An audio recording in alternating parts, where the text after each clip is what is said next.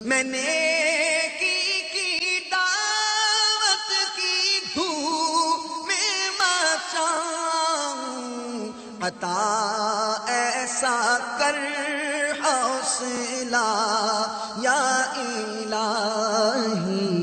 سیاہی کی رحمت بھری چادر نے مدینے کو لپیٹ میں لیا ہوا ہے اور اہل مدینہ نیند کی آغوش میں مزے لے رہے ہیں۔ مدینہ منورہ کی رحمت بھری فضاؤں میں ایک آواز گونجتی ہے کہ دشمن کا لشکر مدینہ منورہ کی سرحد کی طرف بڑھتا چلا جا رہا ہے، اور رسول اللہ صلی اللہ تعالی علیہ وسلم نے ہدیہ طلب کیا ہے۔ ہر ماں کو یہ حکم دیا ہے کہ اپنے نوجوان بیٹوں کو جنت کا دولہا بنا کر سرکار کے قدموں تک پہنچا دے۔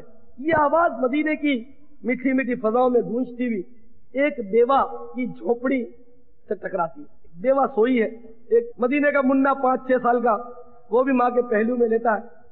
اس ماں کی کان میں جب آواز ٹکرائی، ماں اٹھ کر بیٹھ گئی۔ پھر مدینے کی فضاؤں میں وہی آواز گونجی کہ صبح صبح ہر ماں اپنے اپنے نوجوان کو جنت کا دولہا بنا کر سجا کر سرکار کے قدموں میں پیش کرنے کے لیے حاضر ہو جائے۔ اس کے دل میں جو چوٹ دبی تھی وہ ابھر گئی اور اس کا اظہار آنکھوں سے ہونا شروع ہو گیا اور آواز بلند ہونی شروع ہوئی۔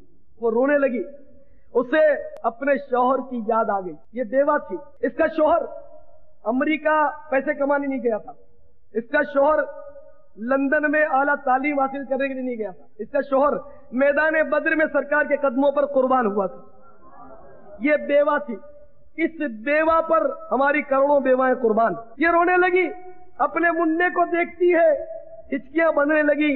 سرکار نے جوان بیٹے مانگے ہیں، میرا منا تلوار بھی نہیں پکڑ سکتا۔ یہ حسرت اس کو کریت کر کھا رہی ہے کہ کاش یہ میرا منا جوان ہوتا تو میں یہ بھی سرکار کے قدموں پر قربان کر دیتی، لیکن افسوس کہ میرا منا چھوٹا۔ ماں کی ہچکیوں کی آواز اٹھتی جا رہی ہے، وہ منا ہچکیوں کی آواز سن کر جاگ جاتا ہے، اٹھ کر بیٹھ گیا اور کود کر ماں کی گود میں آ گیا۔ ماں کیا ہوا، کیوں روتی ہے؟ پیٹ میں درد ہو رہا ہے، تجھے کیا تکلیف ہے؟ ماں بولتی کیوں نہیں؟ ماں سینے سے چمٹا کر اپنے لال سے کہتی ہے، بیٹا تجھے اپنا درد کیسے سمجھاؤں، بیٹا تو سو جا۔ ماں نہیں، تجھے بتانا پڑے گا تجھے کہاں تکلیف ہے۔ بچے نے ضد کی، آخر ماں نے کلیجہ تھام کر اپنی بپتا سنا دی، بیٹا تیرا باپ تو بدر میں قربان ہو گیا آقا کے قدموں پر، آقا نے آج پھر نذرانہ مانگا ہے، اے کاش بیٹا تو جوان ہوتا تو تجھے پیش کر دیتی، لیکن تو منا تھا، تو تلوار بھی نہیں پکڑ سکتا۔ تو اس لیے اپنی بے کسی پر رو رہی ہوں کہ میں سرکار کا مطالبہ پورا کرنے کے قابل نہیں۔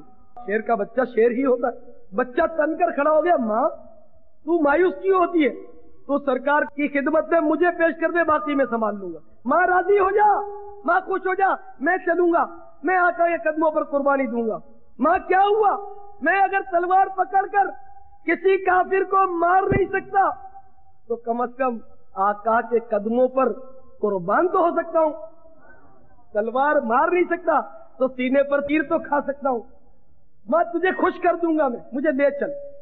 ماں کی ڈھارس بن گئی۔ صبح سویرے اپنے بچے کو نہلا دھلا کر اس کے گیسو سنوار کر ماں نے اس کو دولہا بنایا، سجایا اس کو، اور سرکار کی بارگاہ کی طرف چلی۔ کافی ہجوم ہے اور لوگ نشہ شہادت سے سرشار اور میدان کارزار میں جانے کے لیے بے قرار نظر آ رہے۔ یہ دور چپکے سے کھڑی ہو گئی۔ سرکار نے دیکھا صلی اللہ علیہ وسلم، ایک افسردہ چہرہ لیے خاتون سر جھکائے کھڑی ہے، بچہ اس کے ساتھ ہے۔ کسی نے فرمایا کہ جاؤ اس خاتون سے پوچھو کہ کیا بات ہے، کیوں آئی؟ کوئی آیا، سرکار یاد فرما رہے کیا بات ہے، کیا کام ہے، کیوں آئی؟ کہا کہ مجھے سرکار کی خدمت میں لے چلو، میں سرکار ہی سے عرض کروں گی۔ بہرحال سرکار کی خدمت میں اسے پیش کیا گیا۔ روتے ہوئے اس نے عرض کیا، یا رسول اللہ صلی اللہ علیہ وسلم، یہ بن باپ کا یتیم ہے، اس کا باپ میدان بدر میں حضور کے قدموں پر قربان ہو چکا ہے، مجھے فخر ہے، یہ میری سعادت ہے کہ میں ایک شہید کی بیوہ ہوں۔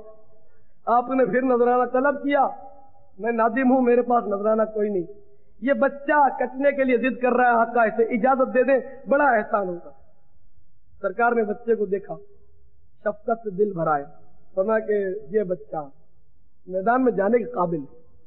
اب بچہ بولتا ہے، سرکار مجھے قبول کر لیجئے ورنہ میری ماں کا دل ٹوٹ جائے گا۔ سرکار یہ رات کو روتی تھی، میں نے دلاسا دیا ہے کہ میں اگر تلوار پکڑ کر دشمن کو مار نہیں سکتا تو اپنے سینے پر تیر تو کھا سکتا ہوں، تلوار سے گردن تو کٹا سکتا ہوں سرکار، میں قربان ہو کر اپنی ماں کو راضی تو کر سکتا ہوں، آقا مجھے قبول کر لیجئے۔ سرکار نے دست شفقت اس بچے کے سر پر پھیرا اور اس کی ماں سے فرمایا کہ محترمہ تیرا ہدیہ قبول کیا جاتا ہے، مگر ابھی اس بچے کو اسلام کی مقدس امانت کے طور پر تم تربیت دو، اس کی تربیت کرو، اور جب یہ جوان ہو جائے اور جب اسلام کو پھر ضرورت پڑے تو اس کو پیش کر۔ شادماں شادماں فرحاں فرحاں، خوشی خوشی، ماں بیٹا اب پھر گھر کی طرف جا۔ آقا نے قبول کر۔ تو ایک تو وہ مائیں تھی، اور آج بھی آپ ہمارے پاس تو بیچارے بچے آتے ہیں، بھائی آپ کیوں نہیں آتے ہو اتنے عرصے سے؟ کیا کریں، ماں نکلنے نہیں دیتی۔ اگر اسکول جانا ہے 5 گھنٹے کے لیے 6 گھنٹے کے لیے تو بچے کو اجازت، ٹیوشن پڑھنے کے لیے جانا ہے تو اجازت، فیس بھی دیں گے، ٹیوشن بھی پڑھیں۔ اجتماع کے لیے ہم اجازت مانگتے ہیں تو نہیں دیتی، مارتی ہے۔ اگر ہم ضد کرتے ہیں چلے جاتے ہیں تو روتی ہے، ماں روتی ہے، تو کیوں جاتا ہے؟ تو ملا بن جائے، تجھے نہیں جانا۔ خدا کی قسم میرے پاس ایسے بھی کیس آئے کہ لڑکا بتاتا ہے کہ اگر میں یہ کہوں کہ مجھے پکنک پر جانا ہے تو مجھے اجازت مل جاتی ہے، لیکن اگر میں یہ کہوں کہ دعوت اسلامی کا ایک قافلہ 2 دن کے لیے حیدرآباد جا رہا ہے میں ان کے ساتھ جاؤں گا تو ماں روتی ہے، نہیں جانے۔ وہ مائیں دیکھو کس قدر خوش نصیب مائیں تھی جو اپنی اولاد کو اسلام کی راہ میں پیش کرنے میں اپنا فخر محسوس کرتی تھی۔ اور آج ہر ماں اور ہر باپ کی یہی آرزو ہے کہ میرا پپو امریکہ جائے، لندن جائے، اعلیٰ تعلیم حاصل کرے، ڈاکٹر بنے، انجینئر بنے۔ ابھی پپو ذرا بولنا سیکھتا ہے تو اس کو KG کلاسز میں داخل کیا جاتا ہے، نرسری میں داخل کیا جاتا ہے۔ وہ ABCDEFGH جب بولنا شروع کرتا ہے ماں باپ مطلب تالیاں بجاتے کہ پپو نے انگلش بولنا شروع کر دیا۔ ہے تمہاری سوچ پر، کاش پپو لا الہ الا اللہ کہتا تم خوش ہو جاتے، کاش پپو سرکار کی نعت گنگناتا سب سے اولا و اعلیٰ ہمارا نبی تو تم راضی ہو جاتے۔ پپو ABCD بولتا تو راضی ہوتے، واہ میرا پپو انگلش بولتا۔ مثال کے طور پر والدین کے حقوق پر گلزار حبیب میں نے بیان کیا تو ایک لڑکے نے مجھے بتایا، نوجوان ہے بیچارہ، نئی شادی ہوئی، 4-5 مہینے کا، اس کا اتنا سا مدینے کا منا ہے۔ اس نے مجھے بتایا کہ آپ کے بیان سے متاثر ہو کر میں اپنی امی کو راضی کرنے گیا کہ ماں تو مجھے معاف کر دے، تو میری ماں نے کہا کہ ایک شرط پر معاف کروں گی۔ ایمان سے سچا واقعہ عرض کر رہا ہوں، کوئی لطیفہ نہیں سنا رہا۔ اچھا، ماں کی عمر کم و بیش 65 سال ہے، بڑھیا ہے بیچاری، لیکن اس ماں کی سوچ، اس ماں نے کہا بیٹا ایک شرط پر تجھے معاف کروں گی، اور وہ شرط یہ ہے کہ جب تیرا منا بڑا ہو جائے اور وہ کہے کہ مجھے TV دیکھنے دو تو منع کو منع مت کرنا، اس شرط پر تجھے معاف کرتی ہوں۔ اور وہ بیچارہ کہہ رہا کہ اب بتا میں ماں کو کیسے راضی کروں؟